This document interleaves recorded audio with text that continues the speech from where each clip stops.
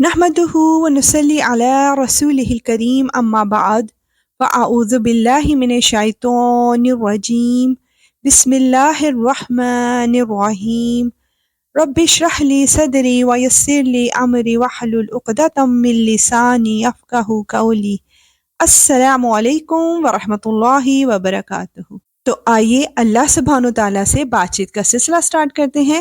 سورہ اعراف کی آیت 37 to 39 میں ہم جانیں گے کہ گمراہی پھیلانے کا انجام کیا ہے۔ اب بتاؤ کہ اس شخص سے بڑا ظالم کون ہوگا جو اللہ پر جھوٹ باندھے یا اس کی آیتوں کو جھٹلائے۔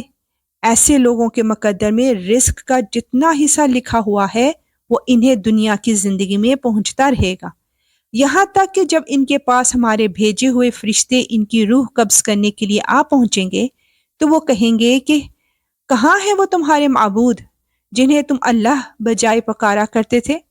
یہ جواب دیں گے کہ وہ سب ہم سے گم ہو چکے ہیں، اور وہ خود اپنے خلاف گواہی دیں گے کہ وہ کافر تھے۔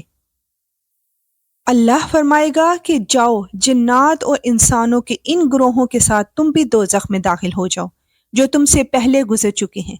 اس طرح جب بھی کوئی گروہ دوزخ میں داخل ہوگا وہ اپنے جیسوں پر لعنت بھیجے گا، یہاں تک کہ جب ایک کے بعد ایک سب اس میں اکٹھے ہو جائیں گے تو ان میں سے جو لوگ بعد میں آئے تھے وہ اپنے سے پہلے آنے والوں کے بارے میں کہیں گے کہ اے ہمارے پروردگار، انہوں نے ہمیں غلط راستے پہ ڈالا تھا، اس لیے ان کو آگ کا دگنا عذاب دینا۔ اللہ فرمائے گا کہ سبھی کا عذاب دگنا ہے لیکن تمہیں ابھی پتہ نہیں ہے۔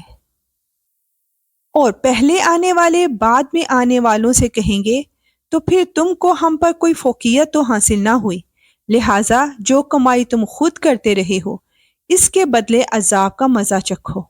یا اللہ تو ہمیں گمراہ لوگوں میں شامل نہ فرمانا۔ آیت 40 and 41 میں ہم جانیں گے کہ کون سے لوگ جنت میں داخل نہیں ہو سکیں گے۔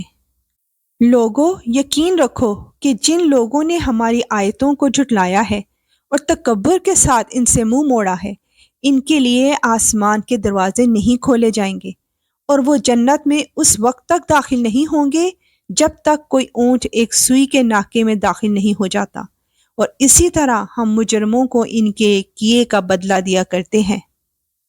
ان کے لیے تو دوزخ ہی کا بچھونا ہے اور اوپر سے اسی کا اوڑھنا، اور اسی طرح ہم ظالموں کو ان کے کیے کا بدلہ دیا کرتے ہیں۔ یا اللہ تو ہمیں سرکش لوگوں میں شامل نہ فرمانا۔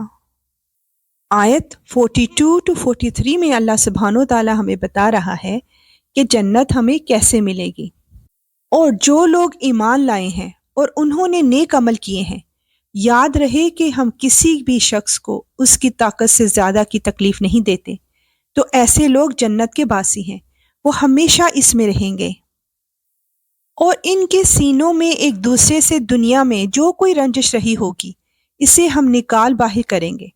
ان کے نیچے سے نہریں بہتی ہوں گی، اور وہ کہیں گے تمام تر شکر اللہ کا ہے جس نے ہمیں اس منزل تک پہنچایا، اگر اللہ ہمیں نہ پہنچاتا تو ہم کبھی منزل تک نہ پہنچتے۔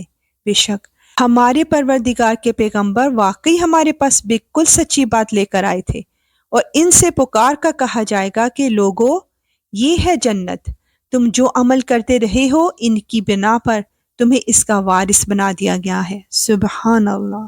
یا اللہ تو ہمیں اپنے فضل اور کرم کے ساتھ ہمیں اور ہمارے پیاروں کو بھی ان جنتوں کا وارث بنانا جہاں تیرا اور نبی پاک صلی اللہ علیہ وسلم کا دیدار نصیب ہو۔ آیت 44 to 45 میں اہل جنت کی اہل جہنم سے گفتگو کو بیان کیا جا رہا ہے، اور جنت کے لوگ دوزخ والوں سے پکار کر کہیں گے کہ ہمارے پروردگار نے ہم سے جو وعدہ کیا تھا ہم نے اسے بالکل سچا پایا ہے، اب تم بتاؤ کہ تمہارے پروردگار نے جو وعدہ کیا تھا کیا تم نے بھی اسے سچا پایا؟ وہ جواب میں کہیں گے کہ ہاں۔ اتنے میں ایک منادی ان کے درمیان پکارے گا کہ اللہ کی لعنت ہے ان ظالموں پر جو اللہ کے راستے سے لوگوں کو روکتے تھے اور اس میں ٹیڑھ نکالنا چاہتے تھے، اور جو آخرت کا بالکل انکار کیا کرتے تھے۔ بے شک یا رب العالمین تیرا ہر وعدہ سچا ہے۔ یا اللہ تو ہمیں ان لوگوں میں شامل فرما جنہیں تو پسند فرماتا ہے۔ آمین یا رب العالمین۔ انشاءاللہ ملیں گے نیکسٹ آیات کے ساتھ. اب اجازت. وآخر دعوانا ان الحمد للہ رب العالمین.